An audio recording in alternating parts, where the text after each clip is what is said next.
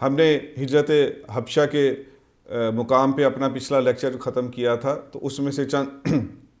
باتیں وہ میں آپ کے سامنے عرض کر دیتا ہوں کہ حضور پاک صلی اللہ علیہ وسلم نے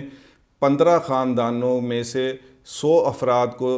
اجازت دی تھی اور وہ حبشہ ہجرت کر کے گئے تھے۔ تو یہاں میرے سب سے فیورٹ ترین سیرت کے رائٹر عادل صلاحی صاحب نے اپنی کتاب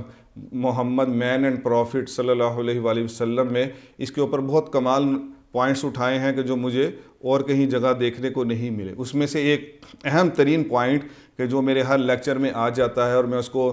پاکستانی معاشرے کا سب سے بڑا مسئلہ سمجھتا ہوں، فرقہ واریت۔ تو انہوں نے کہا کہ یہ مختلف قبائل کے لوگوں کو ایک لڑی میں پرونے کی بھی کوشش تھی، ایک اجتماعیت کی، اور اب آپ ایک ٹیم ورک ہو، کوئی اور قبیلہ یا اپنی کسی اور نسبت کو اب پیچھے چھوڑ دو اور اس کے بعد صرف محمد عربی صلی اللہ علیہ وسلم کے مشن کے لیے مل کر ایک ہو کر کام کرو۔ کیا یہ آج میرے آپ کے معاشرے میں یہ بریلوی، دیوبندی، اہل حدیث، فلاں فلاں فلاں، اس تفریق کے اندر یہ سیرت کا پوائنٹ ڈھونڈا جا سکتا ہے؟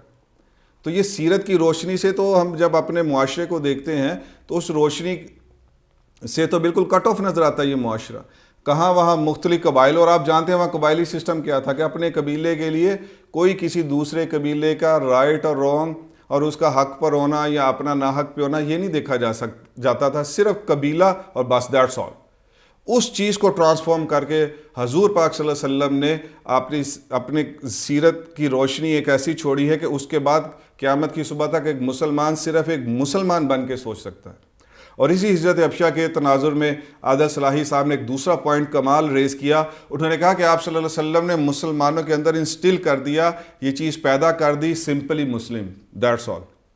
صرف مسلمان ہو، کوئی اور نسبت، کوئی حیثیت ہی نہیں رکھتی۔ آپ آج بھی دیکھ لیں کہ پورے دنیا کے 155 ممالک آپ کے اوپر ٹوٹے پڑے ہیں کہ آپ کو اسلام سے ہٹا کر چھوڑ دیں، اور آپ اس کا مقابلہ کر سکتے ہیں اس طرح ٹکڑیوں میں بٹ کے، اس طرح فرقوں میں بٹ کے؟